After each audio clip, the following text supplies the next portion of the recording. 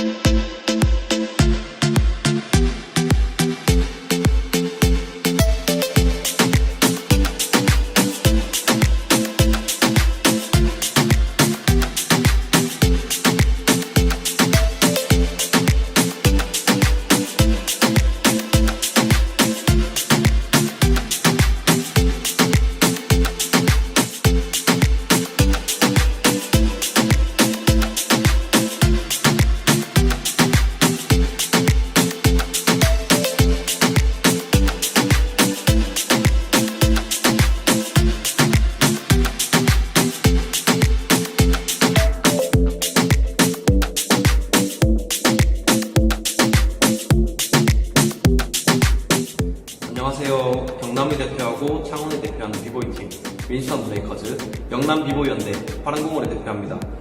청년 문화기획자 장도원입니다. 저는 작품 활동을 경남에서 꾸준히 이어왔는데요. 여러 이야기들을 제 작품 속에 많이 녹여오는 작업을 해왔습니다. 그러면서 나의 고향, 내 고장에 대한 관심이 늘어나면서 지금 문신 선생님 여기까지 오게 되었습니다. 이번 프로젝트 문신 스토리 100에서 제가 맡은 역할은 이춘 선생님과 함께 MC 역할을 맡고 있습니다. 안녕하세요. 이야기를 사랑하고 이야기의 힘을 믿는 작가 이춘입니다. 문신 스님에 관한 이야기를 많이 썼습니다. 문신 스님을 더 잘 알리기 위해 문화기획자들과 함께 문신 스토리 100이라는 유튜브 제작에도 참여했습니다. 제가 문신 스님을 사랑하는 것은 세계적인 조각가이기 때문만 아닙니다. 고향을 사랑하고 그래서 고향으로 돌아와 손수 미술관을 지어 고향에 바친 세계적인 조각가이기 때문입니다. 그리고 우리가 이곳에 살고 있습니다. 작품은 작가의 선물입니다.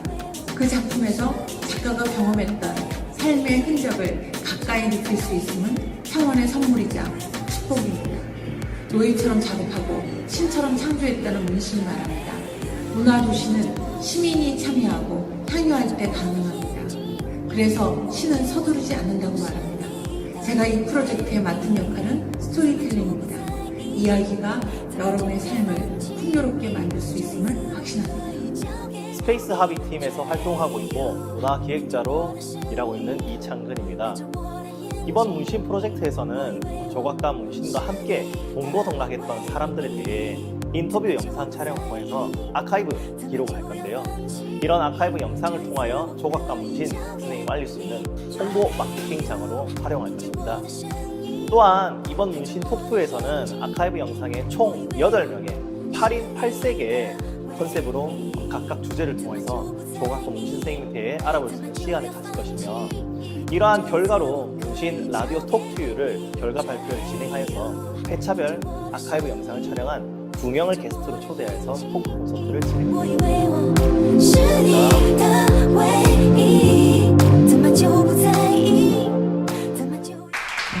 네, 장기간 문신 선생님의 동행 취재로 1985년, 1992년, 1995년 TV 다큐멘터리를 제작했습니다. 2007년 노예처럼 작업하고 신처럼 창조한다 책 저자이신 주임한 국장님을 초대해 문신 선생님 일대기를 소개하도록 하겠습니다. 박수로 맞이해 주십시오. 네, 오늘 또 다른 게스트가 있어요. 경남 생명의 숲 중창단을 초대했습니다. 숲에서 노래를 부르며 숲을 즐기는 멋진 분들입니다. 우리는 모두 숲을 이루며 살아가야 합니다. 숲속을 걸어요라는 노래를 들어보도록 하겠습니다. 경남 생명의 숲 중창단을 박수로 환영해 주십시오.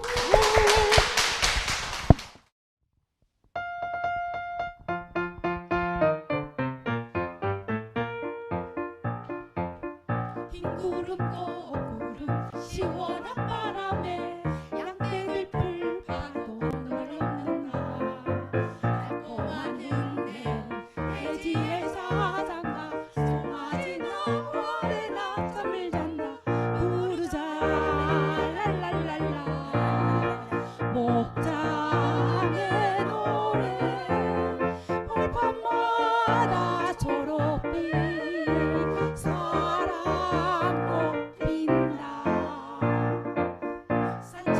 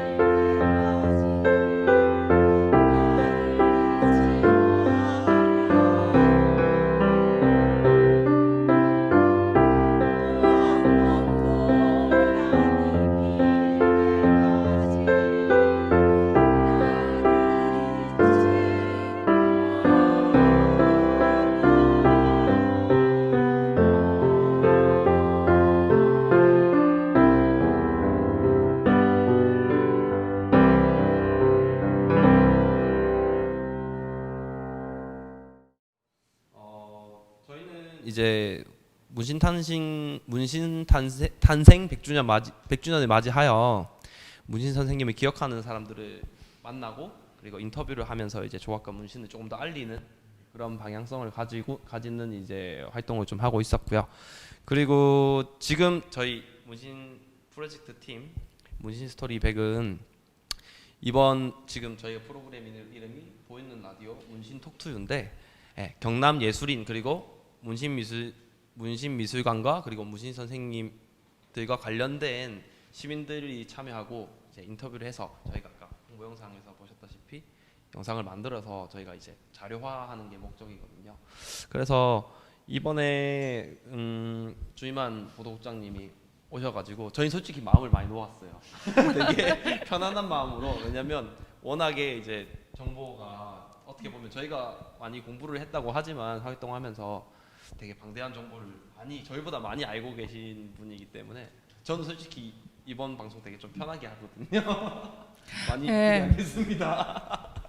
1984년부터 처음 만났다고 와, 하셨잖아요. 84년. 그죠? 그러니까 제가 생각해서 좋은 취재원이었을 거고 또 엄청 잘생기셨으니까 어떻게 카메라를 들여대도 굉장히 우리들한테 예술가의 풍모를 다 보여주시나서 지금 저는 뭐 기대합니다. 우리의 아주 그 요구들을 갖다 다 호기심과 이런 걸 다 충족시켜 줄 거라고 생각하기 때문에 바로 들어가도록 하겠습니다. 네. 시간이 충분히 있으니까 네. 궁금한 거 서로 물어보고 네네. 또 노래도 들으면서 즐겁게 시간을 보냈으면 좋겠습니다. 아 기대됩니다. 네, 이 마산이 낳은 문신 선생은 그 한마디로 설명하기 어려운 너무나 큰 인물입니다. 이미 그 실력과 명성이 지구촌을 몇 바퀴 돌아서 마산에 오셔서 정점을 찍었는데 그 문신 선생님의 그 어린 시절과 성장기, 청년기, 장년기, 원숙기 이렇게 네 토막으로 넣어서 설명을 드리자면은 그 문신 선생님은 그 출생부터 아주 보통 사람과 다른 특별한 그 인연을 가졌습니다. 아버지는 그 한국에서 나서 일본으로 가셨지만은 어머니는 일본에서 낳은 일본인 여성입니다. 그 두 한일 관계에서 태어난 그 문신생은 성장기부터 보통 사람이 겪을 수 없는 심리적 이런 환경을 다 가지고 태어났기 때문에 어떤 특이한 환경이 특이한 작품에도 영향을 미쳤지 않나 이런 생각도 하게 됩니다. 앞으로 계속 해야 되나? 네. 조금 좀 넘기면서 좀. 조금만 넘겨보시죠.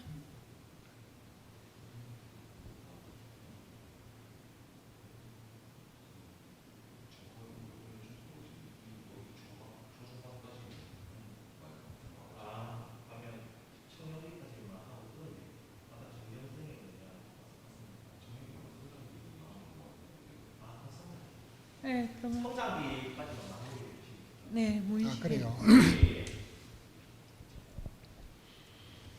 제가 문신 선생을 그 소개하기 전에 그 당시에 MBC에서 제일 관심을 가진 것이 과연 미래의 한국의 젊은이들에게 어떤 인물을 그 하나의 모델로 삼아서 희망을 가질 수 있을 것인가.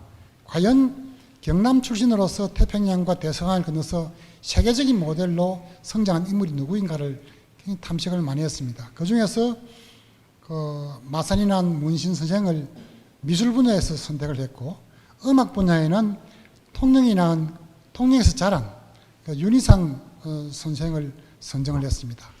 이 두 분에 대한 그 자료 수집과 그 프로그램을 많이 만들어 가지고 윤희상 선생에 관련돼서는 통영국제음악제라는 것을 만들어서 세계적인 음악제로 지금 발돋움했고, 문신 선생도 국내는 물론 그 독일에서 그 음악제를 만들 정도로 세계적인 인물로 발돋움하게 되는데 MBC가 좀 기여를 했지 않나 그런 소감을 갖습니다. 문신생은 그 성장기와 청년기, 장년기, 원숙기로 나누어서 설명을 드릴 수 있는데요. 그 성장기에는 그 일본에서 태어났지만은 그 어린 시절을 마산에서 보냈기 때문에 마산의 그 바다, 산, 환경, 친구들 이런 영향을 받아서 머리부터 모두 발끝까지 마산에 대한 그 향수와 그리움으로 가득 찬 소년으로 자라게 됩니다. 그래서 마산 바닷가에서 느낀 그 자연스러운 성장, 그리고 친구들과 사귐, 그리고 그 서두환이라는 초등학교 때 사귄 친구의 그 설득을 듣고 같이 일본으로 밀항해서 일본에 가서 공부하게 되는 과정, 그 일본에서 아르바이트를 하면서 그 미술 공부에 치열하게 공부한 사실, 그리고 일본에서도 일본 동경미술학교에서도 스케치를 너무 잘해가지고 그 학교 대회에서 1등한 사실, 이런 거 보면은 어린 시절부터 그림에 대한 소질이 너무 탁월했다. 그리고 마산에서도 12살 때부터 마산 시민극장, 강남극장에 대한 그 극장 포스터 그림을 어린 소년이 독점적으로 그렸을 정도로 그림에 대한 소질이 많이 있었다는 것을 증명하고 있습니다. 그리고 일본에서 생활했던 그 모든 과정이 귀국했어도 역시 그 모더니즘, 그 당시 그 전통적인 미술 사조를 뛰어넘는 새로운 그림 세계를 일본에서 공부한 것을 가져와서 계속 창조함으로써 우리나라 그 근대 미술의 그 모더니즘을 형성하는데 그 류 선생이 굉장히 기여를 많이 한 것으로 평론가들이 설명을 하고 있습니다. 그 일본에서 그린 그 자화상이란 그림을 보면은 정말 구도라든지 이 컬러, 그리고 그 색채감이 정말로 그 한국인이 그리기 어려운 그런 모습을 보입니다. 그리고 그 그림에서 보이는 눈매라든지 그 콧날, 그리고 뭐 자신감에 있는 포즈, 이런 것들이 미래의 문신을 예감할 수 있는 그런 좋은 작품이 되어서 지금도 남아 있습니다. 그리고 귀국해서는 그 선원들이 배에서 고기잡이하는 이런 그림을 많이 그렸는데 그 당시 한국의 화가들이 이런 모습을 그린 게 별로 없었습니다. 아마 이런 이게, 소재가 별로 없어요. 예, 이런 소재가 별로 없었고 그 힘찬 근육, 그 금방이라도 그 근육이 튀어나올 것 같은 그 육체미, 그리고 물고기, 그리고 이 그림을 둘러싸고 있는 이런 그 조각의 어떤 테두리. 저거 직접 하신 거예요? 예, 지금 이것을 직접 조각해서 지금도 남아 있는데 참 입체적인 소질이 그때부터 조각가의 그 소질이 있었던 것 네. 같아요. 있은 것 같아요. 예. 그리고 이런 고향의 풍물, 예. 물고기, 그리고 시장에 있는 닭장, 그리고 소, 이런 그림들이 보면은 그리고 딸기를 아는 여인, 자기 그 숙모님 모습 같은데 이런 그림 하나하나가 정말 그 당시 한국의 근대 화가들이 그랬지만은 역시 차원이 다른 그런 모습을 볼 수가 있습니다. 네. 여기까지요. 선생님 그래서 이제 우리 이 마산에서 생활을 했는데 괜찮습니다. 선생님 잠시 지금 이제 청년기까지 먼저 이제 같이 뒤에도 말씀하고. 제가 할 이야기 있으니까. 예. 요- 선생님 근데 마이크를 안 쓰시고 이게 저희 녹음을 하는 거죠 지금? 마이크를 쓰는 겁니까? 아니면 녹음을 하는 겁니까? 녹음인가요? 네네네. 그러니까 쌤 마이크를 이제 안 쓰셔가지고 그래서. 네네.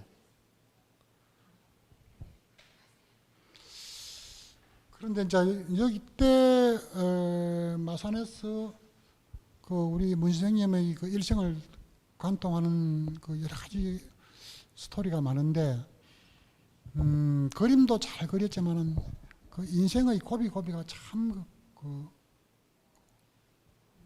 가정사가 참 많습니다. 그래서 저 마산서 선생님도 하고 이랬는데 따라다니는 여고생들이 참 많았어요. 잘생겨서. 너무 잘생기니까 그림 그리고 잘생기고 그러니까 뭐 그런 모델을 하겠다는 여학생들이 집에 줄로 서고 그 중에서 이제 한 명이 내하고 결혼 안 해주면 죽어버리겠다고 해가지고 와. 그래서 뭐 병원에 이렇게 입원도 하고 있었는데 그 집안에서 그러면 뭐 결혼 시켜주구만 이래가지고 중매를 쓰고 이래가지고 결혼을 했습니다. 그 여성하고 이제 결혼을 했는데 거기서 애가 이제 일남이녀가 났죠. 일남이요. 일남이녀가 나고 그래 있다가 또 이혼도 하게 됐어요. 여러 가지로 뭐 어려운 사정상. 그래가지고 자기는 뭐 서울로 가서 또 이렇게 생활하고 그랬는데 그러나 하여튼 이 중에서도 이런 좋은 작품들을 많이 남겨가지고 이 작품들이 그 리버티 뉴스라고 미군 방송에서 하는 그 소개가 많이 돼가지고 국내에 문신이라는 훌륭한 작가가 있다. 그리고 이분이 일본에서 그 좋은 물감을 많이 가져와서 그때 한국은 물감이 많이 귀할 때입니다.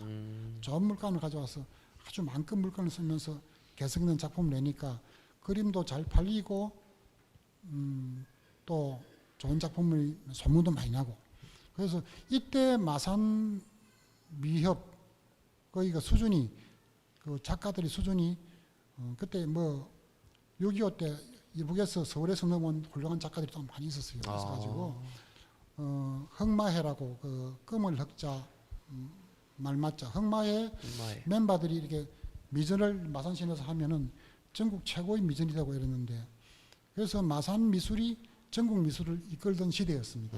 거기에 그 중간에 우리 문신 선생님이 상당히 그 기여를 많이 하신 것으로 되어 있습니다. 와. 선생님들 처음 듣는 얘기들 많죠. 네, 재밌죠. 네, 저 워낙 우리 독과입니다 지금. 정말 문신 선생님 저는 일본인 어머니를 두고 또 조선인 강부 그 당시 강부 같은 경우는 그 일본에서도 조생징이라고도 멸시를 받지만 강부는 가장 더 힘든 처지였거든요. 그래서 또 5살 때 조선에 와갖고 또 7살 때 또 어머님이 떠났을 때 그 개구장일 때 가장 엄마의 손이 필요했을 때 얼마나 그리워했을까. 그치. 버림받았던 그 기억이 어땠을까. 그걸 다 딛고 자기 예술로 승화시켰다는 것 자체가 굉장히 문신 선생님에 대해서 참 감동적인 포인트 같아요. 그래서 저는 문신 선생님 아마 그것이 예술의 자양분이지 않을까? 자양분. 그래서 제가 한번 문신 선생님의 예술의 자양분에 대해서 그 친필 메모에 대해서 한번 윤기영 선생님 네, 잠깐 모셔보겠습니다. 마이크 잠깐 주실게요. 네. 네, 의자를 잠깐 한 개. 네. 여기 앉으시겠어요? 네. 네.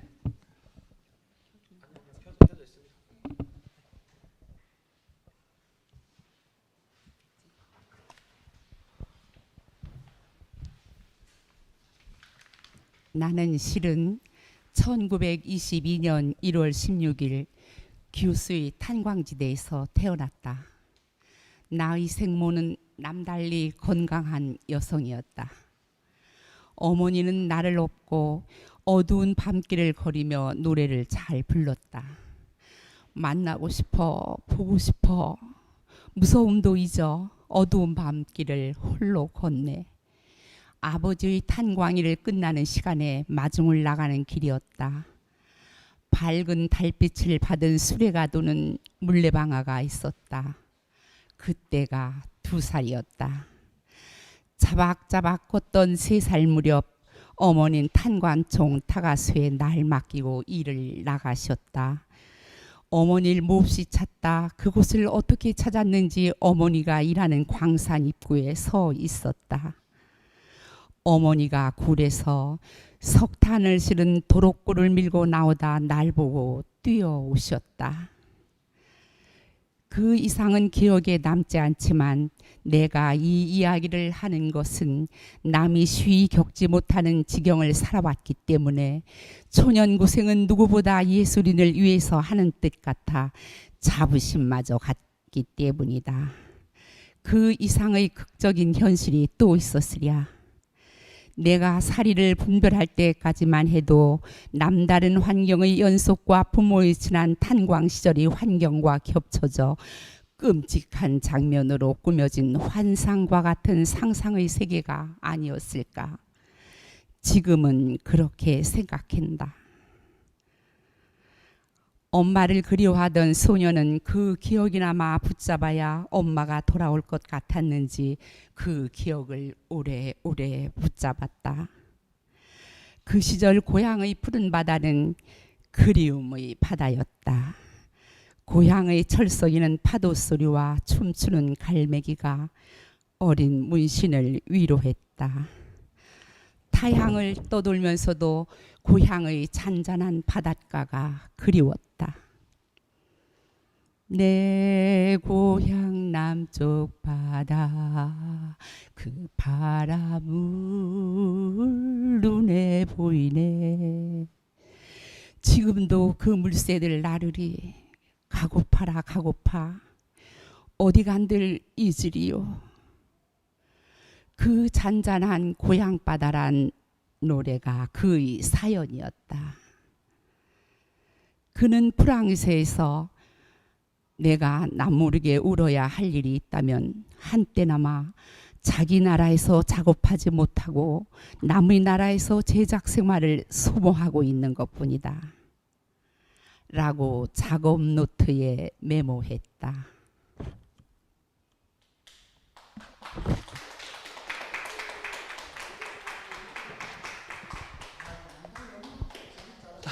고생 많으셨습니다. 와.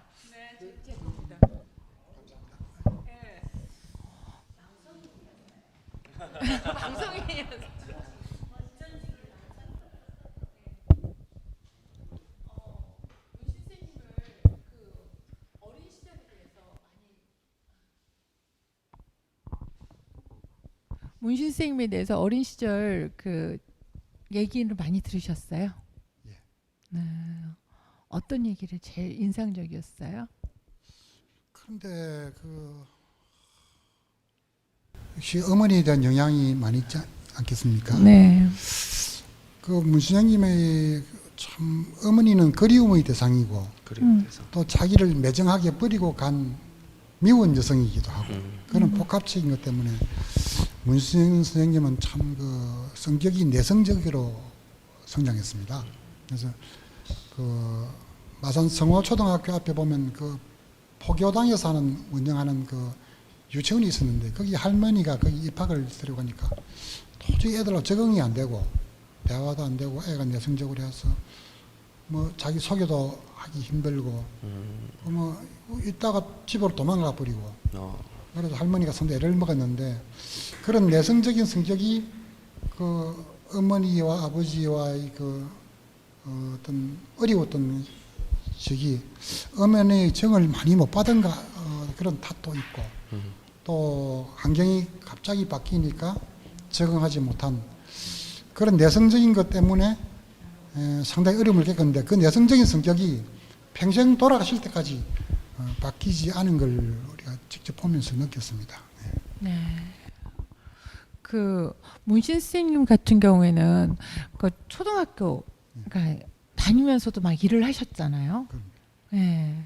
막 그런 얘기들도 저는 초등학교 다니면서도 왜냐면 엄마 아버지가 안 계시고 엄마는 이제 엄마랑 아버지랑 일본 떠나갖고 안 오셨잖아요. 안 돌아오시고 엄마는 이제 그 뒤로 아예 안 돌아오시고 아버지는 10살 때나 돌아오셨는데도 그런데도 불구하고 이렇게 하소연하는 게 없으시고 굉장히 운명을 긍정적으로 받아들이시는 것 같았어요. 그 문선생님이 이렇게 우리가 배울 수 있는 몇 가지가 있는데 네. 조금 전에 말씀하신 그 첫 번째 조건 개척 인생은 내가 개척하는 것이다. 아버지가 개척하는 것이 아니고 어머니가 해주는 것도 아니다. 그래서 초등학교 때부터 그 창동에서 그 극장 간판을 그렸단 말입니다. 초등학생이. 그 얼마나 잘 그렸으면 그 어른들 걸 자기가 뺏었습니까? 그래서 돈을 벌었고 통영 진주까지 가서 그 그림을 그 극장 간판을 다 그려줬다. 그러니까 생활력이 엄청 강했고 그 생활력 누구한테 배운 거냐? 아버지한테 배웠다. 아버지는 그야말로 남자라면 이유 불문하고 돈을 벌 줄 알아야 된다. 뭐 어려워서 뭐 여건이 안 돼서 공부를 못해서 그런 건 아무 이유가 안 되고 모든 어떤 상황에서도 남자는 돈을 벌 줄 알아야 된다. 돈을 벌어야 된다. 그 생각과 말씀을 너무 어릴 때 들어가지고 단 한 번도 그 아버지 어머니를 그 원망하거나 뭐 그거 없어요. 그게 진짜 이상하더라고요. 왜냐하면 어머니는 버리고 아버님도 또 계속 10살 때나 돌아오고 난 다음에 계속 막 그 서모가 7명이었다 그러시잖아요.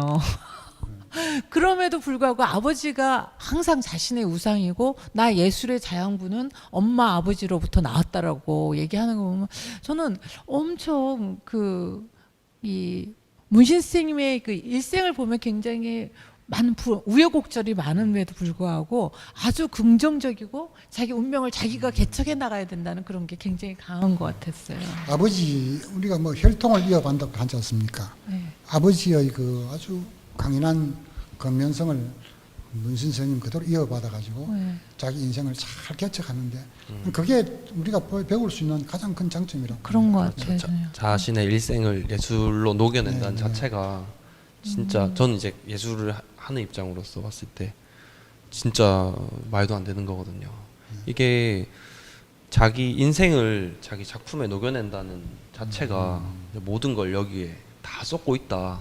네, 그거를 이제 보여주는 것 같기도 하고 그리고 실질적으로 작품을 보더라도 되게 좀 둥근 약간 여성적인 약간 좀 여자의 가슴 같다거나 약간 좀 그런 작품들이 되게 많이 녹여 있는 거 보면은 저는 그런 생각을 했어요. 이제 문신미술관에 가서 작품을 보고 느꼈던 게 아 이게 어머니를 그리워하는구나.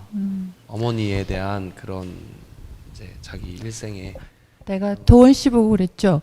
워낙 문신 선생님의 본명은 문안신, 왜 문안신? 안창호, 안창남. 안창남. 예, 안창호, 아버지의 안창남. 말을 잘 영웅이 못했네. 아버지의 영웅이 떴다 비행기 날아라 안창남. 안창남. 최초의 비행기 조종사.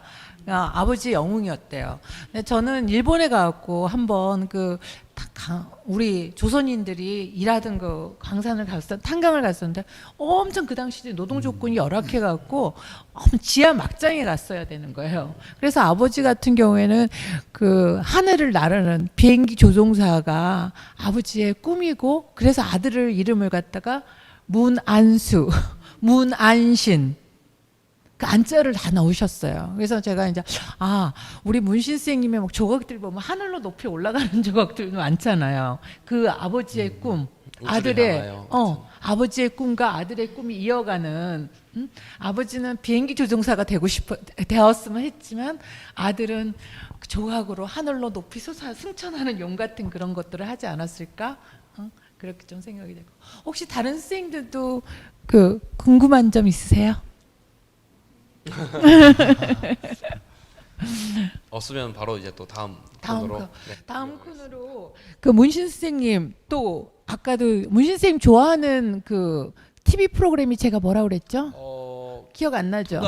통과제리. 제가 알고 있죠. 문신 선생님이 최고로 좋아하는 그 TV 프로그램이 통과제리라고 제가 최성숙 관장님한테 들었습니다. 통과 제리뿐만 아니고 네. 그 쉬는 시간에 가만히 보면은 네. 그 만화 영화를 참 좋아했어요. 그걸 보고 혼자서 웃고 막 이런 네. 좀 특이한 취미가 있다. 그러니까 그런 걸 너무 좋아하세요. 그래서 문신 선생님 예술에 대해서 항상 출발점은 사람은 순수함에서 순수함이죠. 순수함. 순수함에서 만화 영화하고 동물의 왕국 정도. 동물의 왕국. 와. 나 그 얘기도 들어서 네. 만화의 영화하고 네. 동물의 왕국. 항상 일하시는데 뭐 문신 25시라고 항상 일하시면서도 항상 좀 쉬거나 이러면 그 커피 한 잔, 담배 한 대. 그리고 난 다음에 TV 프로그램은 통과 제리.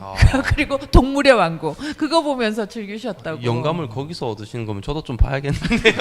와. 그 순수함 같은 거. 그리고 그거 통과 제리 중에서 문신 스님이 하는 얘기는 뭐냐면 항상 약한 자는 지혜로워야 된다.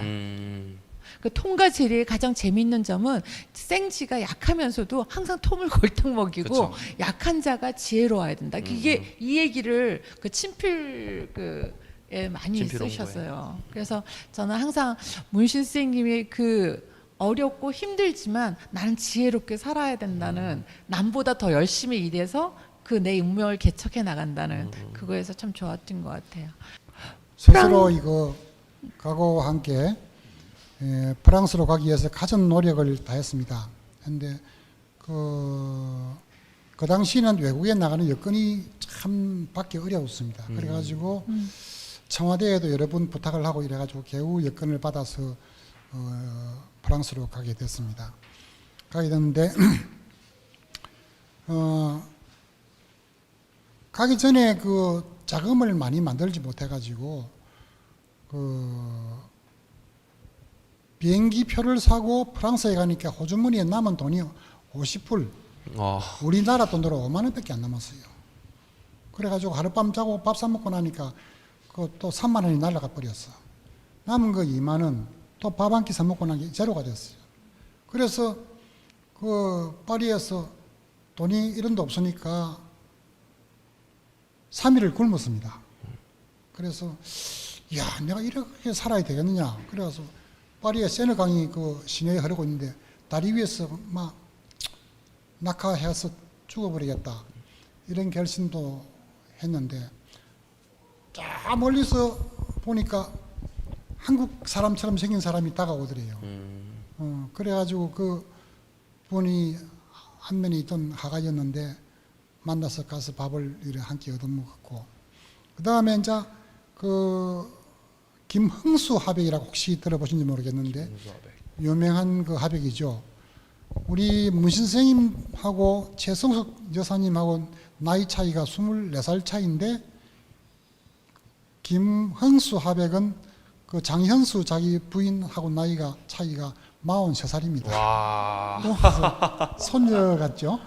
그래서 그래도 그 두 분은 그 인고 부부처럼 오히려 부인이 2년 먼저 돌아가셨죠.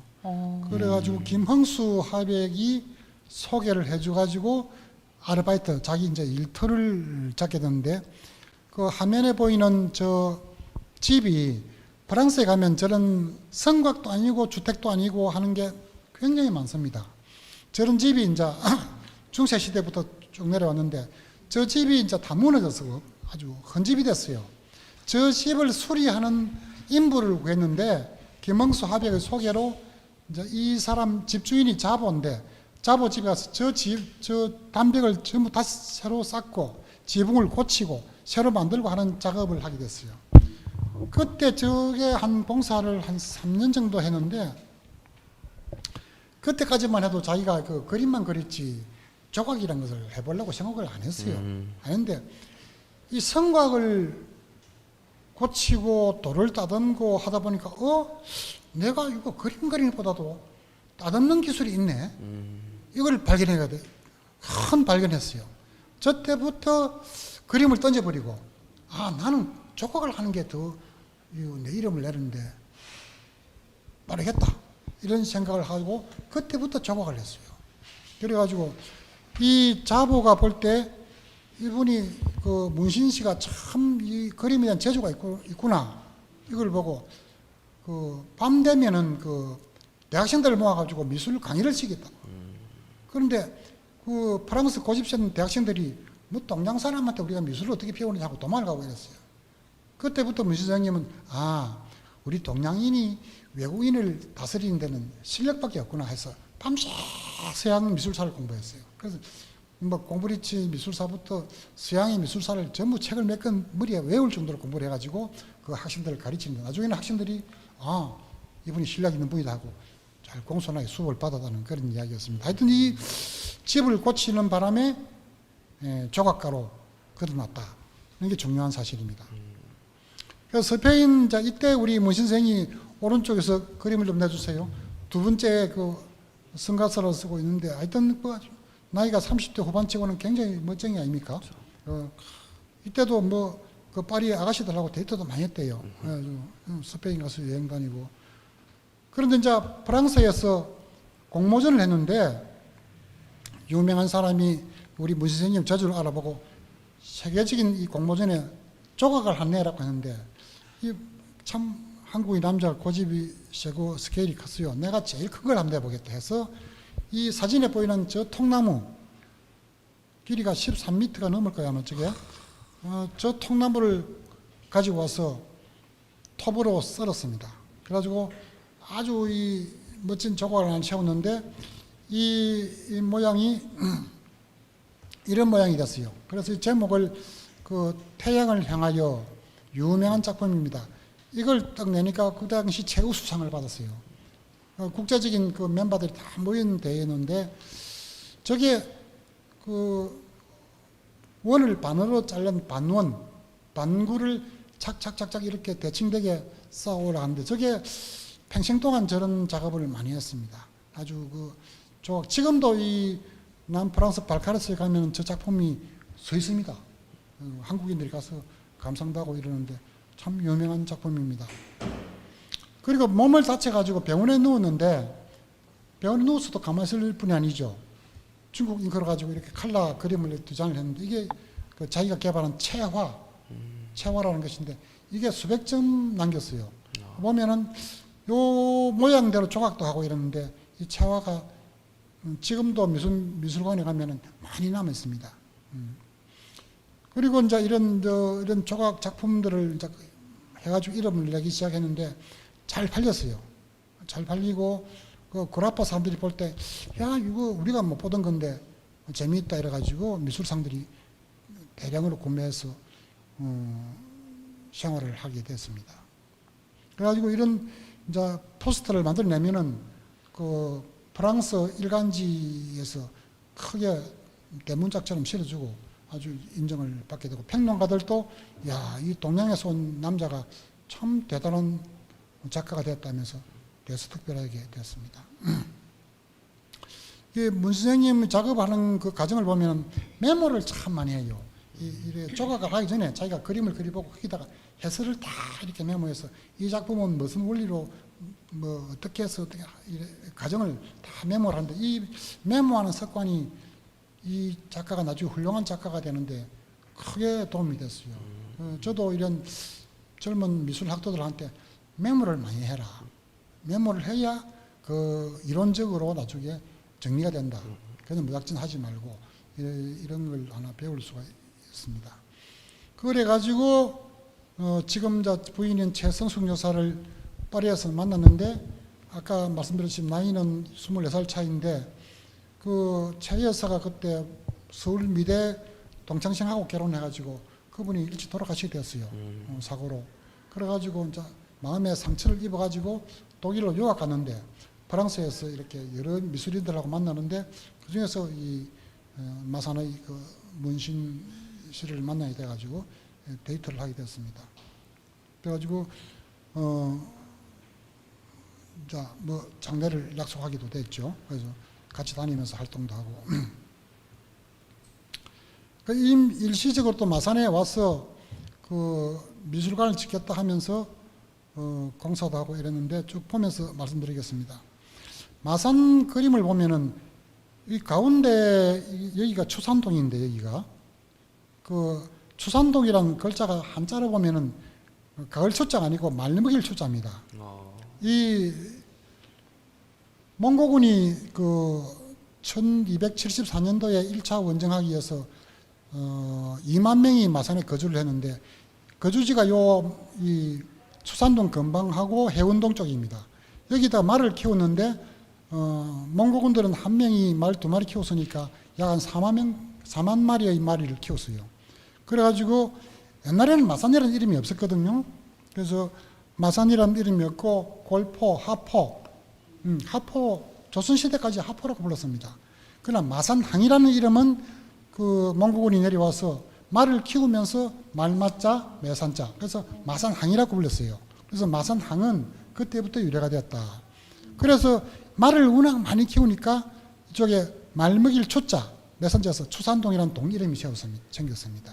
그래서 그 문시미술관에 있는 이 초산동 동산, 이 주변에 몽고군 사령부가 있었고, 몽고군이 내려올 때 간장과 소주를 가져왔거든요.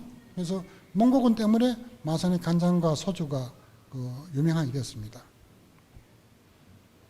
그래서 이제 마산에 와서는 조그마한 이 반찬집이 있었는데, 여기다가 제법 연구소라고 이름도 붙이고, 담은하시라고요, 담은. 담은 이게 최성석 여사의 호입니다. 호가 두 가지인데, 하나는 무염지, 하나는 담은인데, 이 담은을 따가지고 마산의 많은 아주머니들이 공부도 하면서 담은회라는 그룹을 만들어서 아주 후원회도 됐어요. 담은회. 무염지는 없을 문자 오염될 염자해서 스님이 지었는데, 연꽃처럼 오염되지 말고 깨끗하게 살자. 뭐 그런 것을 해서 무염지. 주로 사인할 때는 최성수 교사는 무염지를 많이 써대요. 그 이제 집을, 보통 사람은 다 이런 창고 같은 집을 지어도 이런 담백을 이렇게 아주 예술적으로 하더라고. 그래서 이런 보면은 아주 촌집인데 이렇게 멋을 부리게 집이니까 집이 또 좋아져요, 보니까. 제 집에 들어가 오신 적 있죠, 그죠? 네. 문신 선생님 집은 정말 그 문신 미술관은 너무너무 크고 화려한데 그 크게 집은 아주 소박하게 있죠, 그죠? 네네네. 딱 방, 거실, 목욕탕, 식당 딱 이렇게 그래서 정말 제가 문신 선생님은 정말 좀 잘 서민처럼 산다는 말을 갖다가 노예처럼 작업하고 서민처럼 산다, 서민과 함께 산다 이런 말을 정말 실천했다는 생각이 들더라고요. 네, 요 뒷부분의 이야기가 좀 긴데 계속 설명을 올리겠습니다. 네. 25시란 건 잘 알다시피 하루를 24시간이 아니고 25시처럼 밤낮으로 잠을 안 자고 노동을 한다. 담배를 물고 계시죠? 네. 12살부터 담배를 피웠는데 50년 동안 피웠습니다. 와. 마지막에 큰 병이 들어서 담배를 끊게 됐는데 하루에 뭐 2갑도 피우고 3갑도 피우고 다른 취미가 없으니까 커피 마시면서 담배 피우는 게 취미라. 그래서 참 골초 작가였습니다. 여기 보면은 그 미술관이 아니고 작업실이 꼭 그 철고소 같지 않습니까? 온갖 장비가 다 있습니다. 하여튼 창고 뭐 없는 장비가 없어요. 체력이 얼마나 소모가 되겠습니까? 담배 피우면서 휴식하는 시간, 유일한 낙입니다. 이런 좋은 작품을 만들어서 많이 팔았죠. 이 하나 팔면은 또 재료를 사고 재료비가 많이 듭니다. 이게 이 통나무를 아프리카에서 가져오는데 이게 굉장히 비싼 나무고 들어올 때 세금도 많이 냈습니다. 이게. 그리고 이제 여기 기자들이 많이 찾아왔었는데 오면 이렇게 인터뷰도 하고 그랬습니다. 그리고 이 우주를 향하여 이 작품이 처음 나왔을 때 사람들이 많이 놀랐는데, 이야, 과연 이게 뭐냐? 하늘로 올라가는 것 같기도 한데, 과연 이게 뭐냐? 제목은 우주를 향하여인데, 하여튼 이 상상의 물체를 만들어냈습니다. 그렇죠. 약간 로켓 같지 않나요? 네, 기대가 진짜 많아요. 그렇죠. 네. 저는 그래서 아까 제가 이름을 얘기했던 이유가 하늘에 대한 것들을 많이 하지 않았을까? 네. 선생님이 보이지 않는 세계에 대한 탐구심 같은 거 가지면서 그 우주는 어떻게 됐을까? 우주의 원리는 어땠을까? 그리고 그것을 조각 작품으로 만들어내지 네. 않았을까? 저는 좀 그렇게 많이. 여하튼 이 밤에 보면은 달빛에 탁 받아가지고, 하여튼 그 반사되는 빛을 보면은 금방 그 우주로 발사될 것 같은 맞아요. 그런 느낌을, 비치니까. 아주 신기한 느낌을 많이 받았습니다. 그리고 88 올림픽이 열렸는데 그때 문시정님이 야, 내가 일생 일대의 작품을 하나 내야겠다 이래가지고 그 거대한 그 탑을 하나 세웁니다. 이게 만드는데 금성전선이라고 하는 공장에서 자기가 설계도 30명하고 약 넉 달 동안 만든 게. 와. 이게 이제 큰 그 중장비에 이제 싣고 이동하는 장면이죠. 이게. 그래가지고 이게 서울 올림픽 공원에 세우는 장면입니다. 예, 세우니까 딱 완성이 멋지게 됐죠. 예. 와. 이게 지금도 가면 있습니다. 서울의 올림픽 그 공원에 가면은 딱 서 있는데 해외 특파원들이 이걸 보고 굉장히 그 리포트를 많이 했습니다. 야, 멋있더라고. 그 프랑스 작가들이 그때 초빙을 많이 받는데 그 인기도 못 끄고 전부 다 문신 이 작품을 가지고 해외 뉴스를 톱 뉴스를 많이 만들어냈어요. 이걸 밤에 보면은 이런 모습이 됩니다. 와. 아주 멋지죠. 하늘로 용이 솟아나는 것처럼 지금도 이게 아파트 8층 높이입니다. 와. 예, 굉장하죠. 예. 그때는 이 분수대가 밑에 지금 분수대가 없었습니다만은 올림픽 할 때는 주변에 분수대에서 물을 쏘아 올려가지고 이 탑하고 굉장히 어울리게 했는데 지금도 볼 수가 있습니다. 그 다음에 이제 아까 그 프랑스 남쪽에서 세운 그 태양의 인간 그거하고 왼쪽에 비교해서 보면 모델이 비슷하지 않습니까? 약 20년의 격차가 있습니다만은 18년의 격차가 있음에도 불구하고 두 개가 하나는 나무고 하나는 그 스테인리스 차인데 설계는 거의 비슷하지 않습니까? 이게 느낌이다. 예, 하늘로 솟아오르는 용 같아요. 예. 이게 하여튼 그 가운데 남자의 상에 보이는데 꼭 큰 거대한 괴물과 싸우는 그 무사같이 생겼어요. 아주 이 문신 씨가 참 멋있게 생겼습니다. 참 보면. 그 다음에 이제 이 추산동 돌산을 이렇게 파내요. 이렇게 파내가지고 미술관 짓기 위해서 이제 내가 여기다 미술관을 세우겠다. 이런 2,500평인데 하나의 일꾼, 인부들하고 같이 이렇게 직접 자기가 노동을 합니다. 이렇게. 얼마나 노동을 심하게 했는지 꼭 촌에 머슴같이 일했습니다. 여기 보면은 거대한 돌멩이를 이렇게 다 이렇게 85년도인데 다 드러내고 하나하나 이렇게 정비를 해 나가는 과정이 참 힘들었습니다. 그래서 여기다 미술관을 세웠는데 왼쪽에 있는 것이 본관입니다.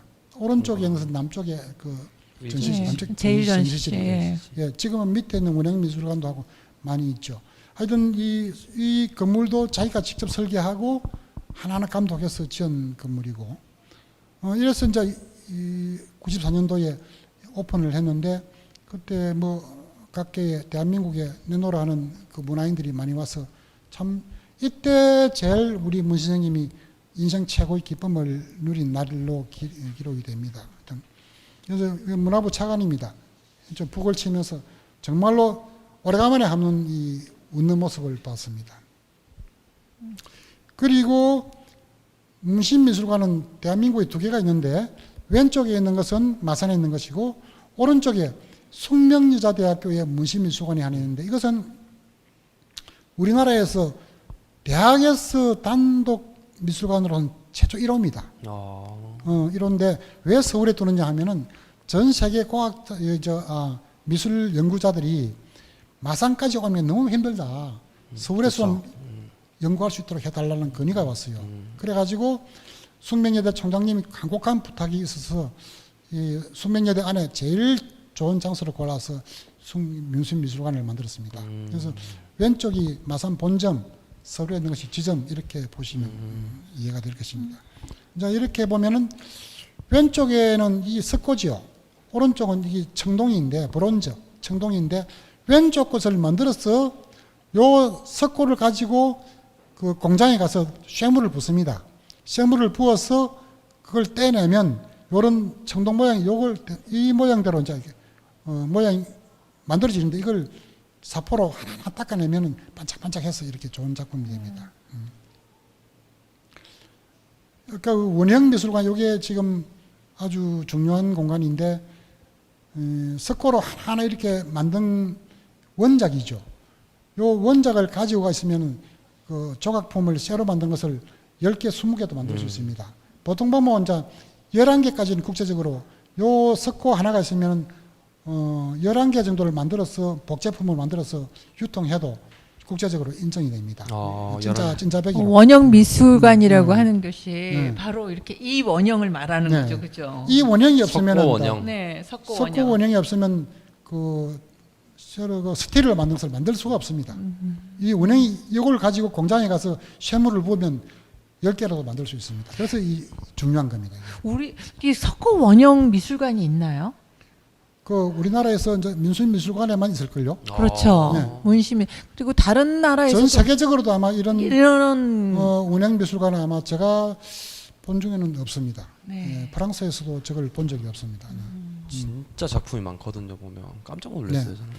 그런데 이제 여기 있는 미술품을 가지고 전 세계적으로 다니면서 전시를 많이 했는데 한 번 전시회 나갈 때마다 이렇게 트럭 10몇 대가 와서 싣고 나갑니다. 추산동에서. 한 대 한 대마다 이렇게 보험을 넣어서 포장을 해서 이걸 싣고 배에 싣고 뭐 이렇게 프랑스로 유고슬라비아로 독일로 이렇게 가서 전시를 합니다. 이 보험금도 많이 들겠죠. 이 프랑스에 가니까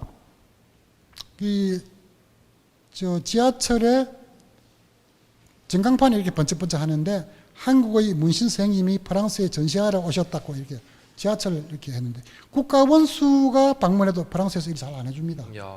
그러니까 파리 전체 지하철 안내판에다 이렇게 한국에서 전시하러 오셨다고 이렇게 전광판 안내를 해주는 거 보면 이걸 보고 제가 충격을 많이 받았습니다. 야, 대통령이 와도 이렇게 안 해주시던데. 이때 프랑스가 전 세계 3대 조각가를 초빙했는데 한국의 문신, 왼쪽에 헨리 무어라고 영국에서 유명한 이 작가가 있고 오른쪽에 알렉산드 칼드라는 사람이 있는데 이 사람하고 문신하고 그때 프랑스 평론가들이 세계 3대 조각가로 평가를 해서 동시에 초청을 했습니다. 그러니까 이분이 헨리 무어가 네. 오픈할 때는 그 영국의 엘리자베스 여왕이 와서 직접 테이프 카팅도 하고 일부러 헨리 무어를 갖다가 그 격을 높여주기 위해서 여왕이 와서 직접 방문해 갖고 여기 네, 그 해주시고. 커팅도 해주고 이럴 정도의 세계적인 반열이라는 걸 우리 그렇죠. 지역 사람들은 잘 모르는 것 같았어요. 헨리 무어는 전 세계적으로도 아주 네. 국보급 인재고 영국에서도 정말 아끼는 작가입니다. 예. 오른쪽에 그 알렉산드 칼드 이 양반은 말할 것도 없이 미국의 국보급 작품을 많이 만들고 있죠.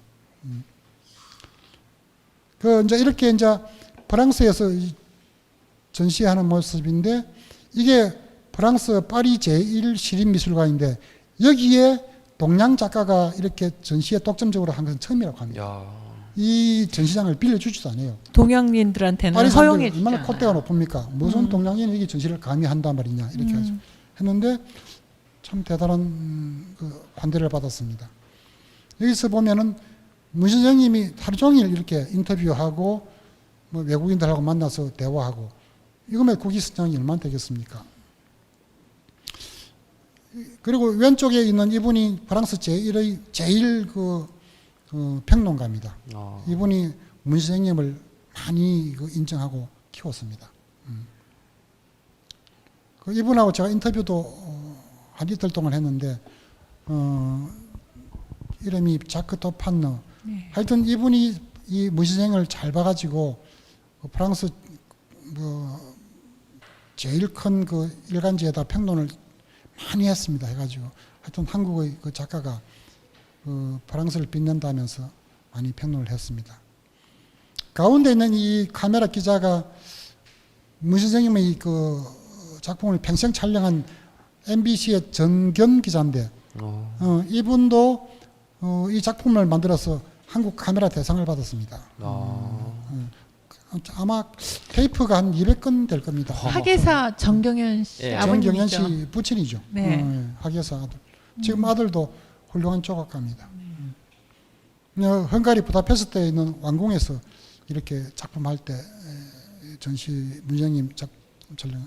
그리고 이제 한국에 돌아와서 연말이니까 크리스마스를 하면서 이렇게 불빛을 넣어서 전시회를 했는데 이 불빛 조각이 거의 이제 돌아가시기 직전에 이렇게 했습니다. 여기 최후의 작품인데 서울 대법원에 세웠습니다. 돌아가시고서 세웠습니다. 대한민국 대법원이 가장 훌륭한 작품을 고르고 골라가지고 이 한국을 상징하는 작가 중에서 문 선생님 최고다 이래서 대법원에 이렇게 가운데 세웠습니다. 그리고 경남대학에서 돌아가시기 전에 이렇게 명예 문학 박사를 학위를 드렸습니다. 그래서 돌아가시 직전에 마산 MBC 카메라 기자를 불러서 녹화를 했습니다. 유언을 내겠어요. 절대로 이 미술관은 개인 재산이 되면 안 된다. 내 아들, 딸 또 이 미술관은 손대지 마라. 이 미술관은 오로지 마산 시민 것이고 국민의 것이다. 우리 민족의 미술 도장이 되도록 여러분이 지켜달라고 녹음하고 녹화하고 변호사들로서 공정했습니다. 그래서 1995년 5월 24일 날 돌아가셨습니다. 돌아가시고 나서 독일에서 그 10년 후에 독일에 얼마나 콧대 높은 동네입니까? 미술이라면 세계 제일인데, 그 음악이라면 세계 제일인데, 이분들이 바덴바덴은 우리나라 그 올림픽을 그 결정한 도시인데, 여기에 있는 작곡가들이 야, 한국의 그 문신 선생님을 존경하는 우리가 음악회를 한번 하자 이래가지고 작곡을 직접 해가지고 이 작품을 헌정했는데, 그 마산 MBC 정경 기자가 촬영한 영상을 1시간 동안 틀면서 이 작품을 연주했습니다. 또 이 바덴바덴 시민들이 정말로 박수를 많이 쳤죠. 그리고 이런 또 조그마한 이런 오케스트라에서도 문신 음악을 많이 작곡하고 또 연주도 했습니다. 처음 우리 마산에 있을 때 밀짚 모자 쓰고 있는 장면을 16mm 카메라로 찍어봤는데 정말 좀 특이하게 생겼지 않습니까? 우리 문생이. 조각처럼 생겼어요. 이게 이국적으로. 저 콧날을 보십시오. 예. 저 하늘이 내린 조각 같아요. 정말 눈매도 독수리 같기도 하고 또 부드러운 비둘기 같기도 하고 저 관찰력 아주 이 얼마나 그 고집스럽게 생긴 또 그런 측면도 보이고 하여튼 입체적으로 이런 얼굴을 어떻게 사람이 만들 수 있을까? 그러니까 이런 독창성을 가진 얼굴을 자기 스스로 만들어낸 거 보면은 참 이분이 가진 모든 작품은 다 시메트리라고 하는데 이 시메트리를 제가 조금 설명을 올리겠습니다. 시메트리 원리가 뭐 서양 작가에게도 없는 건 아니고 좌우 그냥 우리가 번역하기는 좌우 균형, 좌우 균제, 균형, 좌우 대칭 이렇게 번역을 하는데 문 선생님 가진 시메트리는 아주 큰 원리가 있습니다. 이 세상 모든 것은 음과 양이 있다. 남자가 양이면 여자가 음이다. 해가 양이면 달은 음이다. 물렁물렁한 것이 음이라면 단단한 것이 양이다. 모든 것은 음양의 두 양면으로 이어져 있다. 차가운 것이 있으면 뜨거운 것이 있다. 뜨거운 것은 양이고 차가운 것은 음이다. 긴 것은 양이고 짧은 것은 음이다. 음양의 모든 원리를 파고 들어가 보면은 이 세상 모든 것은 음양의 원리에서 원만하게 이루어진다. 아버지는 양이고 어머니는 음인데 음양의 조화가 이루어지는 그 과정은 평화로워진다. 식물이 음과 양이 잘 이루어지면은 좋은 가지가 생기고 좋은 잎이 생기고 좋은 열매가 된다. 그래서 이것을 작품에 원용한 것이 바로 시메트리라는 원리인데 이것을 처음에는 외국인들도 이해를 잘 못했어요. 그래서 음양의 원리를 설명하니까 문신생 시메트리가 이해가 된다. 그래서 이 작품이 보면은 이게 화라는 것인데 화라는 작품이죠. 네. 네. 이게 좌우가 똑같은가 하면 똑같지 않습니다. 약간 차이가 납니다. 약간 차이. 균형을 이루는데 불균형을 만듭니다. 불균형 속에 다시 균형을 만듭니다. 균형과 불균형 이것이 모든 생명체의 원리라는 것입니다. 그래서 여기가 시메트리다. 내 작품은 이렇게 설명을 하고 있고 이것이 생명체의 본질이다. 이 시메트리가 깨질 때 정치도 마찬가지 야당과 여당이 같이 음양이 좋은 야당이 있어야 여당이 있다. 좋은 남편이 있어야 좋은 부인이 있다. 좋은 부인이 있어야 좋은 남편이 있다. 모든 것이 시메트리화 될 때, 조화가 이루어질 때 이 우주도 안정이 되고 조화롭게 아주 평화로워집니다. 이 원리를 가지고 작품을 딱 만들었는데 외국인들이 나중에는 이해를 하고 최고다 이렇게 인정을 하게 됐습니다. 아까 그 소개드린 그 자크토 파묘 이분이 정말로 문신이 가진 예술적인 이 독창성, 세련되고 자유스럽고 아주 전통 이런 세 가지 요소를 모두 골고루 갖춘 정말 독창적인 세계 최고의 작가다. 이렇게 이제 평론가로서 미래가 기억해야 될 조각가다, 예술가다. 좋은 평을 해줘서 예. 좀 이 옛날에 입고 출신 옛날의 전통 위에서 우리 새로움을 찾아간다. 옹고지신이죠. 네.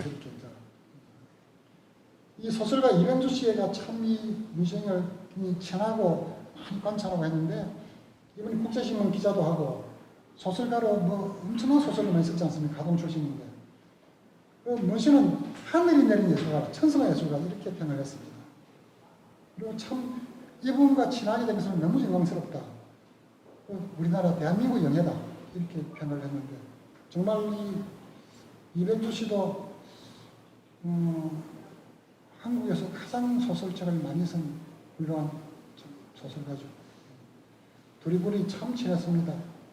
프랑스에 있을 때도 이분이 찾아가서 직접 그 생활을 하는 걸 보면서 야, 그 문신 선생님이 그 농촌에 가가지고 조그만 창고를 빌려서 그 작업하고 채석순 사고 그 동거 생활을 했는데 그 소설가 이병주 씨가 가서 방문을 해보고 아유야, 이렇게 세계적인 작가가 어떻게 시골 무덤처럼 이렇게 사느냐 좀 너무 불쌍하다 이런 생각했는데 아님들 같이 살아보니까 아, 아름다운 부인이 옆에 있고 자유스럽게 작품할 수 있고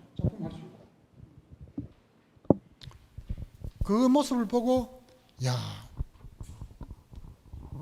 내가 루이 14세가 안 부럽다.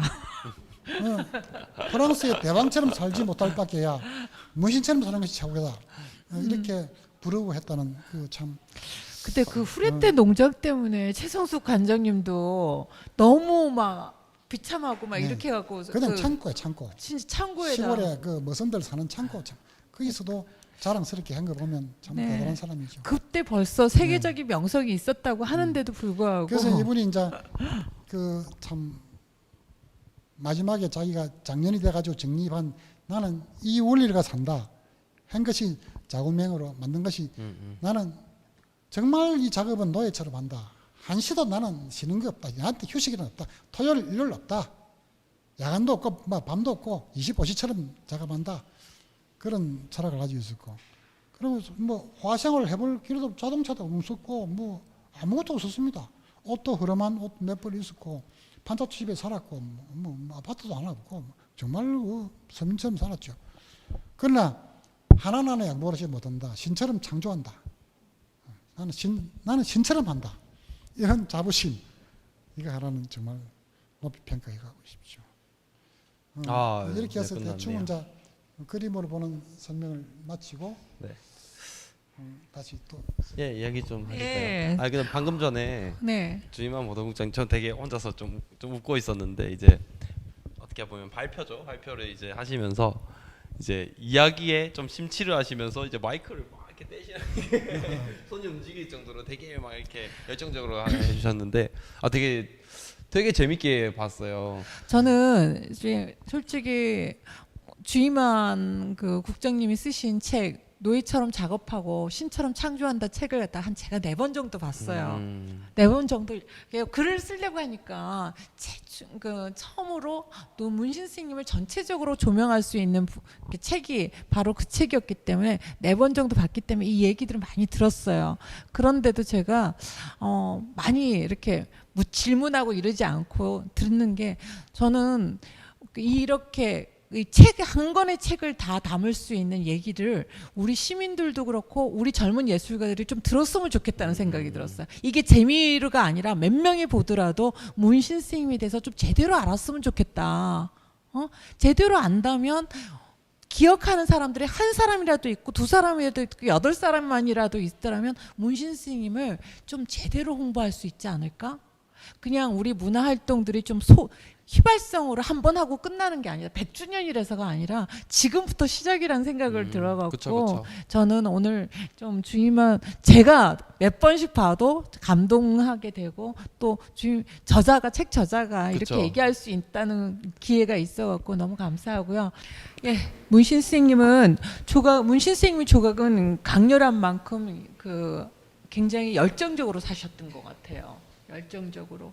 그래서 그 저는 문신 선생님의 그 워낙 94년 5월 5월 27일 날 개관식하고 95년 5월 27일 날 그 장례식이 되었었잖아요. 그래서 좀 문신 선생님 좀 신화처럼 산하에 가셨지 않았을까? 그런 생각이 좀 많이 들었는데 그 가장 이 문신 선생님이 이제 마지막을 맞다가 지켜보셨잖아요. 참 많이 가슴 아팠던 적이 좀 많으셨을 것 같아요. 그래요. 참 본인은 네. 작품 한 개라도 더 남기고 가고 싶어서 그 병상에 누워서도 이렇게 그림을 그리고 석고를 가지고 이렇게 작품을 하는 걸 봤는데 정말로 단 1년이라도 더 살았으면은 참 좋은 작품을 남기고 가셨을 거다. 본인도 아쉬워했고 주변에 있는 사람들도 많이 너무 아쉬워했죠. 참 좀 더 확실하게 노력했으면은 더 열심히 좀 노력했으면은 더 수명이 한 2, 3년만 더 했으면은 국민들이 더 풍부한 작품을 많이 가질 수 있었을 때 너무 아쉽습니다. 아쉬운 마음이 조금 있으시네요. 네. 저는 되게 문신미술관에 가서 느꼈던 것 중에 좀 충격적이었던 게 몇 개 있는데 일단 첫 번째는 작품의 개수가 너무 많다. 거기서 진짜 충격을 한번 먹었고요. 두 번째 충격 받은 거는 그 작품들을 보면서 저는 처음에 딱 그런 생각을 했어요. 뭐 화라는 작품도 있고 뭐 우주를 향하나 뭐 이름 없는 뭐 개미나 이렇게 무제도 있고 이렇게 종류가 많잖아요.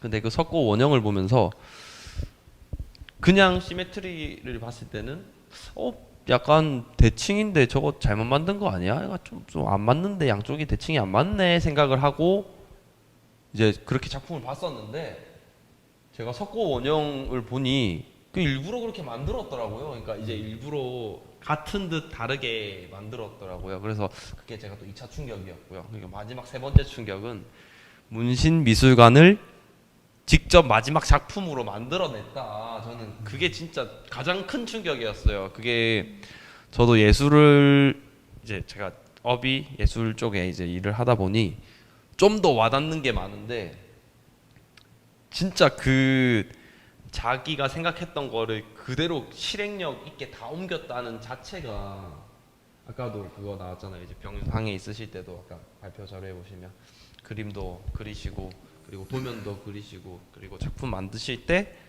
항상 메모를 하셨고 그런 자료들이 지금 너무 방대하게 많이 쌓여 있는 걸 보고 진짜 충격을 먹었어요. 저는. 그래서 저는 지금 그러니까 저 포함해서 3명이 좀 이렇게 저는 좀 궁금한 게 있는 게 저희가 그냥 이제 관심 있는 문신샘을 좋아하고 관심 있는 시민 입장으로 나는 문신샘 작품 중에 이게 제일 좋다. 한 개만 꼽자면은 어떤 것들이 있을까요? 이렇게 쌤부터 이렇게 이렇게 하셔야 될 것 같고요. 저는 문신 선생님을 얘기를 갖다가 노예처럼 작업하고 신처럼 창조한다는 말을 딱 들었을 때 어떤 사람이 이런 말을 이 엄청난 말을 할 수 있지? 그러면서 인간은 그게 말만 뻥만 치는 거 아닐까? 뻥만 치는 게 아닐까? 근데 훑어보면서 신처럼 창조했다고 제가 딱 느낀 게 뭐냐면 그 문신미술관입니다. 나는 문신미술관. 마지막 작품이 마지막 작품. 바로 마지막 작품이 그 바다를 품고 하늘을 이고 있는 그쵸. 그 자연을 그리고 그 산 그냥 작업 조건도 아니잖아요. 거기가 그쵸, 돌산이고 근데 그걸 갖다가 막 불가능한 것을 가능으로 만들지 않았을까? 맞네요. 그렇기 때문에 저는 문신 선생님의 최고의 작품이자 마지막 작품인 문신 미술관을 저는 최고의 작품이라고 생각해. 저분이 신처럼 창조했다는 건 자연을 상대로 한 거 아닐까. 그렇죠. 난 그래서 최고의 작품은 그 작품이라고 생각해. 보도국장님은 어떤 작품이 가장 인상 깊으십니까? 그래도 다 좋은데 네, 네. 딱 머리에 남는 거는 역시 사람이 우주를 향해서 날아가고픈 그 욕망을 형성했는데 우주를 향하여 그 스테인레스로 밤에 딱 반짝반짝하는 거 보면은 와 저게 과연 우주선인가 우주인인가 사람인가 참 신비로워요. 약간 미술계의 테슬라 같은 느낌인가요? 저는 네. 조금 소박한, 그러니까 좀 이렇게 뭐랄까 소박하진 않은데 저는 개미라는 작품이 저는 가장 예쁘다고 생각을 했어요. 왜냐하면 확실히 불규칙, 그러니까 대칭이 좀 뭐랄까 확실하지가 않고 그게 생물이 아까 이제 태어나면, 그러니까 태어나고 자라면서 점점 바뀌어가는 것들을 양쪽이 다르다. 쌍둥이로 태어나도 둘이 똑같을 수 없는 것처럼 경험이랑 그런 살아가는 방식에 따라서 바뀌잖아요. 사람이 바뀌잖아요. 그게 약간 동물로 형상화되니까 좀 더 좀 이렇게 좀 자극적, 좀 직설적이었던 것 같아요. 그리고 문신 이거 책에서 저도 읽어봤는데 개미를 관찰하다가 그거를 이제 만들었다고 들었어요. 어릴 때 기어가는 개미를 관찰하다가 만들었다고 이렇게 들었는데 어떻게 보면 모든 게 녹혀져 있지 않나. 나의, 그러니까 문신 선생님의 어릴 때 과거의 추억과 그리고 그 담고자 하는 의도가 여기에 좀 다 담겨 있지 않나. 저는 그거 때문에 좀 꽂혀서 저는 진짜 좋아하는 작품이 그거거든요. 나는 아무래도 좀 상상을 많이 했던 것 같아요. 그러니까요. 그러니까 예를 들면 문신 쌤이 개미 모습을 딱 맨 처음에 제가 외국인을 갖다 미술관에 데려가고 이제 소개하면서 제가 개미를 딱 그거 했을 때 어떠냐면 뭘 관찰하는 사람들이 어떤 사람이 관찰할 때 외로운 사람들이 관찰해요. 그렇죠. 외롭고 고독한 사람들이 할 게 없을 때 관찰을 해요. 그래서 나는 문신 선생님의 그 어린 시절에 이게 외로웠던 어린 시절이 막 연상이 됐어요. 연상이 되고 그리고 이제 문신 선생님이 그 개미를 그 솔제니츠의 그 개미 얘기를 보면서 그게 어떻게 운명처럼 됐을까? 그러니까 어떤 그 모닥불을 솔제니친 거기에 보면 모닥불에다가 나무퉁이를 갖다 썩은 나무퉁이를 탁 던졌더니 개미들이 갑자기 막 불이 붙으니까 개미들이 쭉 나왔다가 불 피하러 나왔다가 다시 그 나무로 들어가더라는 거예요. 근데 우리 그 문신 선생님 같은 경우에도 맨 처음 프랑스로 갔다가 다시 한국으로 들어와갖고 15년 동안 미술관을 짓고 그리고 난 다음에 돌아가셨잖아요. 1년 만에 돌아가셨잖아요. 어쩜 그렇게 저는 이제 막 그렇게 상상이 되니까 더 애달프고 그 개미 작품을 볼 때보다 그러니까 이제 작품이라는 게 그 전에는 저도 조각에 대해서 주임한 국장님의 그 표현 참 희한한 예술도 달아있다. 좀 저 좋은 그 솜씨를 가지고 우리가 좀 친절하게 이렇게 해줬더라면 얼마나 좋을까 이렇게 생각하다가 조금씩 자꾸만 자주 보니까 이 생각도 하게 되고 저 생각도 하게 되더라고요. 제가 그러면서 이제 개미를 볼 때도 문신 선생님의 어린 시절이 연상이 되고 또 어떨 때는 이제 우주를 향하여를 봐도 문신 선생님의 그 아버님이 아버님의 꿈 안창남 이런 그 비행기에 대한 꿈 이런 게 생각이 되니까 어떠냐면 이 작가의 숨결이 느껴지는 거예요. 그러니까 이게 참 작품이 우리 지역에 흩어져 있다는 것은 얼마나 우리들한테 행운인가라는 걸 저는 이제 그렇게 느끼게 됐어요. 그 우주를 향하여 작품이 몇 개 있잖아요. 시리즈별로 한 세네 개 정도 많습니다. 저기 문신미술관에 이렇게 놓여져 있는 게 있는데 그거 보면은 진짜 그 보도국장님 말씀 맞는 것 같아요. 약간 욕망, 가고 싶고 그 되게 순수한 마음이지 않나요? 그렇죠. 저는 그런 거 있었던 것 같아요. 초등학생 때 국민학교 입학을 했지만 초등학생 때 그 포스터 같은 걸 그렸어요. 미래 도시나 뭐 해저 도시 이런 거를 막 이렇게 그려가지고 이제 수채화도 하고 뭐 포스터 물감도 좀 써가지고 이런 거를 미술 시간에 참 많이 했었는데 어떻게 보면 그런 순수함을 초등학생의 순수함을 가지고 있는 거잖아요. 뭐 옛날 뭐 해저 도시가 생길 거야, 뭐 나는 우주로 갈 거야, 뭐 이런 진짜 순수한 생각을 진짜 오랫동안 간직하고 자기 작품에 녹여냈다는 자체도 진짜 뭐 이런 작품이 다 있지 싶을 정도로 근데 보도국장님 말씀 딱 들어보니까 한 번 더 그런 생각이 또 드네요. 제가. 저는 이 문신생님이 관찰해 보면서 네. 이분이 전생에 그 아주 적군들과 많이 싸운 무사가 아닌가 그 이미지를 강하게 받았어요. 그 쓰는 그냥 이렇게 펜으로 이렇게 그림을 그린다든지 붓으로 그리는 화가 아니고 그냥 이런 큰 칼과 톱과 뭐 망치를 가지고 그렇죠. 뭐 부수고 밀어 제끼고 하는 거 보면은 작업할 때 보면은 그냥 작업이 예술 작업이 아니고 목숨 걸고 하거든요. 이틀 3일로 잠을 안 자고 끝장을 보는데 진짜 이게 또 그 단단한 나무 흑당 같은 거는 못을 박아도 안 들어갑니다.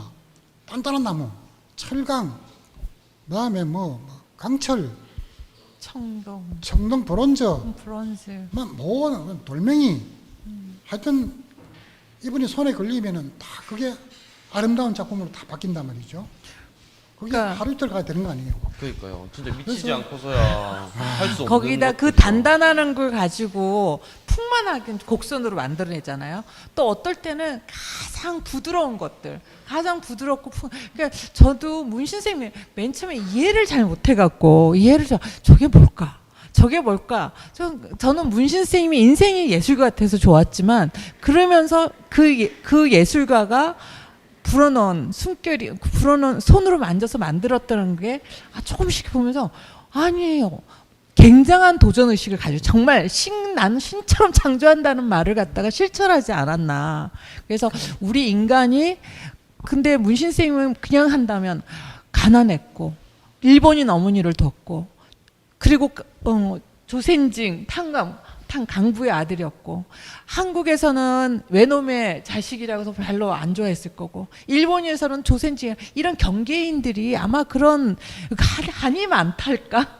그러니까 그렇게 예술로 풀어냈다는 생각이 들어요. 응? 예술로 풀어내면서 참 그 위대하다. 가장 낮은 곳에서 가장 높은 곳으로 올라가지 않았을까? 응? 올해가 창동예술촌이라는 곳이 만들어진 것이 9년째입니다. 9년째. 내년 되면 10년 됐는데 우리나라에서 도심지에 이렇게 원도심을 개발하기 위해서 예술촌을 만든 곳이 몇 군데 있긴 있어요. 그런데 창동예술촌이 제일 큰 성공 사례에 들어갑니다. 그래서 이 코로나만 없었다면은 하루에도 수천 명이 공무원들이 여기 와서 답사하고 배우고 이렇게 할 건데 올해는 뭐 그게 안 돼. 너무 아쉬운데 제가 다른 나라의 예술촌을 많이 가봤는데 그 시민들에게 이익이 안 되면 의미가 없습니다. 이 지역을 창동예술촌을 꾸미고 있는 사람 마산 시민에게 경제적으로 이익이 되고 문화적으로 이익이 돼야만이 문신 선생님을 기리는 이 행사도 지속성이 있고 또 활성화되는 그런 방향으로 갈 수밖에 없는데 지금 현재 창동예술촌에서 문신예술 이렇게 많이 키운 것은 굉장한 사건입니다. 그리고 여기 와서 같이 노래도 불러주시고 같이 또 뭐 박수도 쳐주시고 그림도 같이 그리고 이거 좀 더 전통이 쌓이면은 정말 문신예술로 마산 경제가 부활할 수 있는 그리고 더불어 살아가는 공동체가 클 수 있는 그런 모멘트가 되겠나. 저는 희망이 굉장히 큽니다. 기대도 크고. 그 국장님의 공이 크십니다. 문신 선생님이 맨 처음에 이 한국에 오셨을 때 제일 많이 보도를 했던 데가 마산 MBC입니다. 그러니까 TV 영상들이 있었기 때문에 홍보가 됐었고요. 또 다른 공로자가 있어요. 또 다른 공로자가 있죠, 그죠? 누가 또 있습니까? 저는 최성숙 관장님이. 문신 어제 이제 제가 오늘 이 방송하기 전에 우리 주임한 국장님을 어제 잠시 봤는데 문신 선생님을 빛나게 해줬던 아주 후원자로서의 역할들을 최성숙 관장님이 정말 열심히 해주지 않았나. 이렇게 지킬 수 있다는 거. 그러니까 가족끼리 문신미술관과 조각을 나누지 않고 고향에다 헌납했다는 거. 그리고 그것을 갖다가 또 계속 이 자리를 지켜왔다는 거. 그죠. 이것만으로도 굉장한 일을 하지 두 않았어요? 분을 관찰해 보면은 그 문신 남자분은 이렇게 내성적이 돼서 표현을 잘 안 합니다. 그런 재질이 없어요. 말씀을 잘 안 하세요. 그렇다면은 자기가 표현을 안 하면 누가 알아줍니까? 그래서 기가 막히게도 그 동반자 한 분이 잘 맞는 거예요. 동반자를 만나신 분은 또 설명을 너무 잘해요. 표현을 너무 잘해요. 우리나라에 있는 많은 자본가들에게 이걸 설명해가지고 사도록 만들고, 또 대한민국 정부가 문신예술에서 관심을 갖도록 만들어주고, 그거 누가 합니까? 그분들이 설득시키고 설명하고 끌어오고 하는 그런 매력도 있고 실력도 있어요. 또 외국인들 많이 오는데 누가 설명을 그거 다 잘할 수 있습니까? 부인이 제일 잘할 수 있죠. 그렇죠. 만약에 최수숙 관장이 안 계셨다면은 우리의 문신수행은 어떻게 됐을까? 그냥 하늘에 구름이 가득 차게 되는 것이죠. 그래서 그 두 분은 글자 그대로 인생의 동반자, 미완성이지만 동반자, 동지, 맞아요. 가족, 부부, 그 두 분이 절묘한 시메트리, 좌우 균형을 이루고 와. 거기서도 또 이렇게 연결을 또 시멘트가 하시네요. 되는구나. 와. 저는 이제 우리가 시간도 이렇게 5시 30분 다 돼가는데 네. 제가 하고 싶은 얘기는 셰익스피어도요. 셰익스피어가 훌륭하기보다 영국 사람들 셰익스피어를 계속 노래하고 연극하고 춤추고 이랬기 때문에 셰익스피어가 유명해졌거든요. 근데 지금 이제 저는 문신 선생님이 이렇게 앞으로 문신 선생님을 우리 지역에 있는 사람들이 사랑하고 관심을 가지고 이야기하고 노래하고 또 함께하고 맞습니다. 그래서 우리 문화가 풍부해질 때 문신 선생님이 친필문구에 썼던 경제가 성장하는 곳에 문화 발전이 있고 문화 발전하는 곳에 분명히 경제 성장이 뒤따른다라는 이게 실현될 수 있을 거라고 생각합니다. 네, 맞아요. 근데 저희가 진짜 자긍심을 가져야 되는 것 같아요. 우리 지역에 대한 자부심도 가져야 되고, 그리고 그 얘기를 전 좀 남겼다 생각을 해요. 문신 선생님이 저번에 그 다큐멘터리인가요? 그 자료 그 기획전 문신미술관의 기획전 할 때 그 영상을 틀어놓은 게 있었는데, 거기 문신 쌤 말씀하신 것 중에 되게 인상 깊었던 게 청년 예술가들이 진짜 실력 있고 잘하는 청년들이 많이 있는데 너무 남 따라가기 급급하고 자기 내면을 좀 더 이렇게 일깨워내면 되는데 너무 남 눈치 보고 따라가고 이런 거에 좀 급급한 것 같아서 아쉽다, 이런 말씀을 하시더라고요. 정말 그런 거 보면 저희 지역에 자랑거리랑 좋은 것들이 정말 많은데 그거를 너무 많이 놓치고 있어요. 그래서 가장 지역적인 게 가장 세계적인 거다. 네. 세계적인 것이 지역적이고. 네, 지역적인 거고. 네.